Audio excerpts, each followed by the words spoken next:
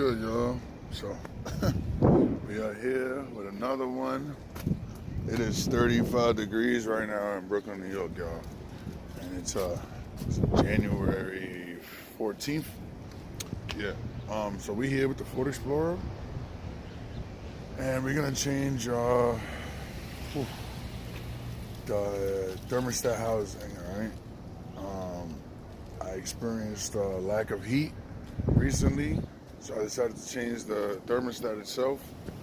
When I went to change the thermostat itself, I realized that it was cracked and broken, so I decided to change the whole entire housing. I found another piece that was broken, so we're on the right track. I'm just gonna explain what we need. It's a bunch of simple tools, but it is a bunch of tools, so let's get into it. Thursday, look at Thursday, ain't even Thursday, I'm rocking her mix.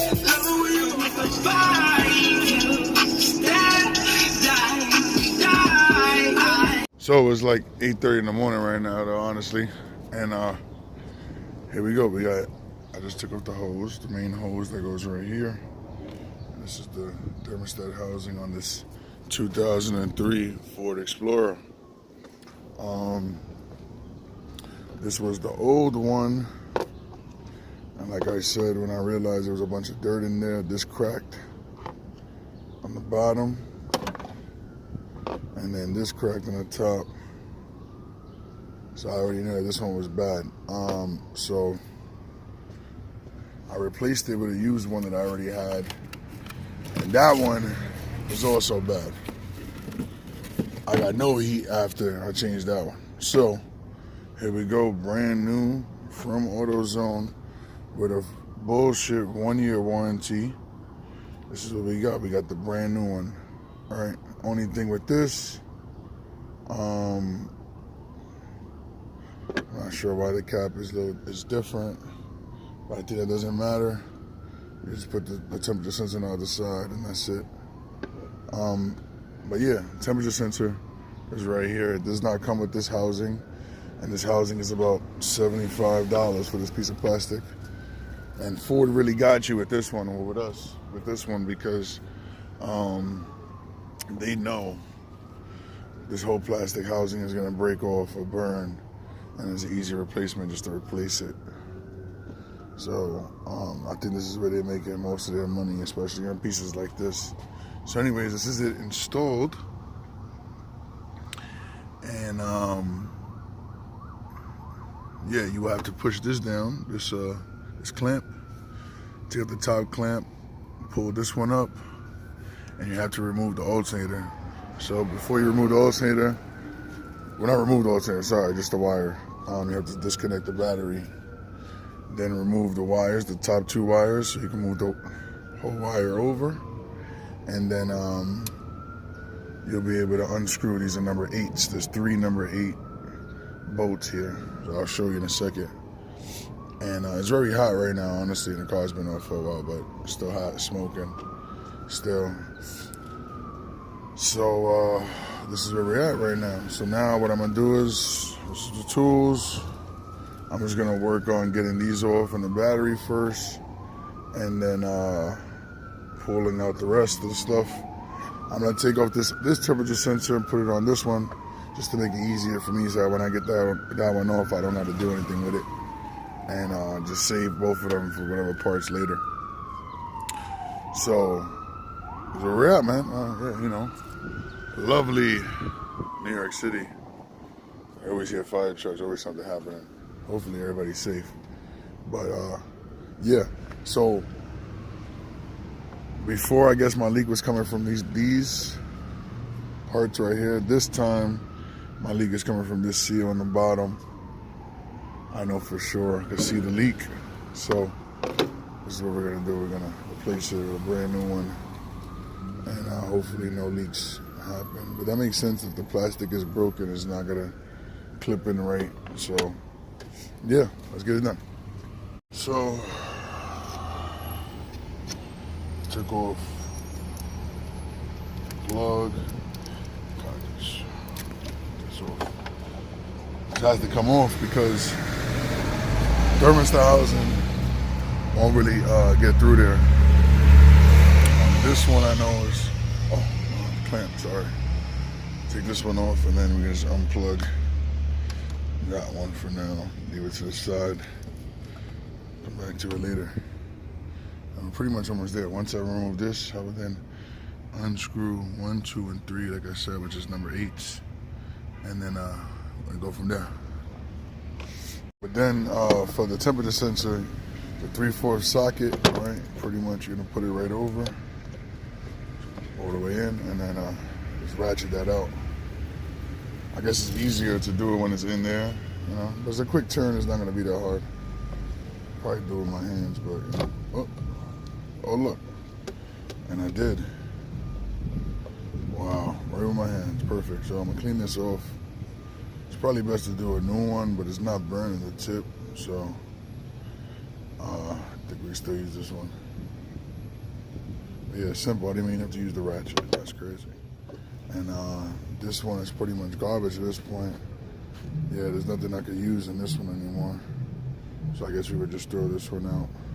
I could probably take off the cap on the top just to have, just in case. But that thermostat is bad, the housing is bad. So yeah, all right. But yeah, and then like I said, I got this one also. So, but this one is bad on the bottom. So the plan is now take 1, 2, and 3 screws off, and then you should be able to wiggle it out and come out. Guys, so I took it out already. You know, obviously I can't record and show you at the same time. But here's the old one. Where's the one that was in? So this one is actually intact, but it has a seal problem right here. And I thought one of these was broken. Oh, it is now. Look, 1, 2, 3, they're all shitty. So that was definitely where the problem was at. And I was replacing this whole thing, like I said. So here we go. There's another new one.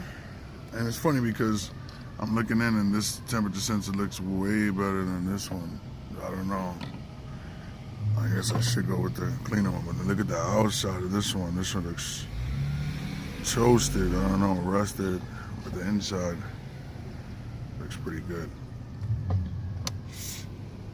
So honestly, I know this temperature sensor works pretty good, so I'm just gonna go with this one.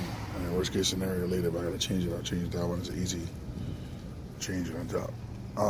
But yeah, so now what I'm gonna do is kind of put this hose in first, the bottom hose into the socket, and then pick up that clamp and then let it then tighten it down. So we just got to make sure that we don't break any more plastics. Okay, so here we go. I was telling you about the hose is in, but everything else is still loose, and now we would adjust it to fit. See, I have to go real far. I have to get the clamp in. So before I break something, let me just do it. It's very important, so I want you guys to see the method to the madness. It's really important though. Right now, I got the 3 screws on the plastic basically going down into the engine. This is very important because if you ever was to strip any of these screws into that engine part, you will have to go and get it get it taken out with a machine shop, drill it out, rethread the hole. So what I'm doing is I'm kind of I should do it with a torque wrench, right? Which is something I should invest in right now because I'm getting a lot of jobs, simple jobs like this that you don't think you need it until you need it, you know. And right now I'm already spending $100, so it's like for me to waste my time with not getting a torque wrench. A torque wrench. It's stupid. But anyway, you're supposed to put it at like whatever, 15 foot-pounds. It's 15 foot-pounds or something like that. So 25 foot-pounds, whatever it is. But since I don't have a torque wrench, I'm going off for what I think is the tightness specs. And I'm basically just doing it off of how the screw moves, the screw goes. A little bit I'm just turning it. but it's very dangerous. And this could be the reason why, you know, a leak is happening, because I didn't torque it down the first time. But very dangerous, guys. Even those 3 screws, very dangerous. So right now, like I said, I'm moving it, you know, slightly, just enough to see if it's gonna turn. It's very stiff right now. I feel comfortable with this repair at this moment. I feel like if I go any more, it will strip. And you don't want that to happen, obviously. So now it's pretty much put back together time. I'm gonna put the clamp on.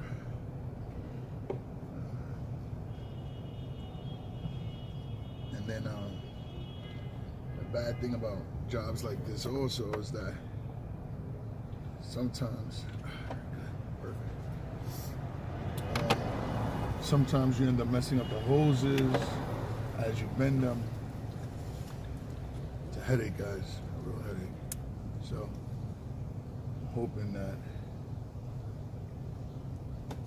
everything, it looks good, man. It looks real good. I'm gonna show you guys in a second. I'm just hoping that it all comes together properly. I mean, it will. Because, like I said, I just don't want an extra headache they don't need, which is more problems. You know, like I fix it, it's running good, but something else bursts or something. And it's like, that's what we don't want. So now I'm putting back the alternator cap. And the reason why you gotta take out the batteries because there's electricity pumping through this wire consistently unless you take out the battery. And when you get here, when it's just sparked up. So, thank God for that. Where is, this always happens, you know how you lose a set of tools, like the ratchet here, but where is number 10? Look, my finger the whole time, didn't even know. Someone is wondering, fall down? That would be bad. No. See that?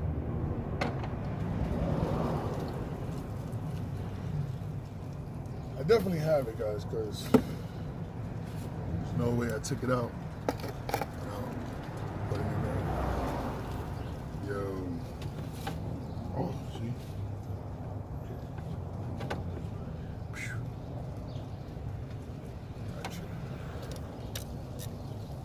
So, I'm gonna show you right now though. But we're doing is tighten it. Alright. Put the caps on. That's real good, guys. I love new parts, you know I do, but so here we go. Looking real good, guys. Real good right now. Clean, tight. Yeah, so I put everything out. And now it's time to put this hose back. It's probably gonna get replaced soon. It looks kind of fat, so I don't know. I definitely gonna get replaced, but for now, guess we're just gonna finish the job, right? But yeah, that's it. Clamp it on this end, put it back, and that job is done, guys. Now what we do is we fill up. Leave the car on for 30 minutes to 40 minutes, let it boil out, fill up, turn off the car, and then turn it back on. So, I know you can see the smoke. It's gonna be even worse than that, I feel, but yeah, that's it, guys. So, thanks for watching. Again, guys, don't forget to like, comment, subscribe, man. I'm not doing this for my health, man. I'm helping you out. But yeah, help me out, man. Let's do it. Let's get to this 1,000 real quick, and then we keep on going further, man. Thank you. So the car is on now.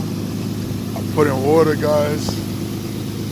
All right, it has to be purified water though, but I'm putting that in here just to give it a mix because I put a fully concentrated gallon first. So we're kind of just trying to give it that 50-50 mix. But this is the maintenance now, you know, grab yourself a juice. And I'm gonna be here for like 30 to 40 minutes kind of watching it go up and down. If this drinks some water, I'm gonna fill it up some more, and so on and so forth.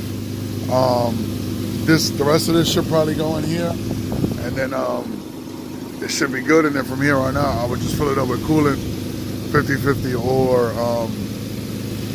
or concentrated, and then back again 50-50. So yeah, a lot of smoke, some water in there. Give me a lot of water and coolant all over the place. So there's gonna be a lot of smoke in a little bit, especially when it starts to get hot. And then we go from there, you know. So making sure there's no leaks or whatever, you know. And that's it, man. But the hard part is done, and now we're gonna keep on going from here. Yeah, and what other way to kind of control this there? Can't really see. That's weird. All right, so right now we are on cold.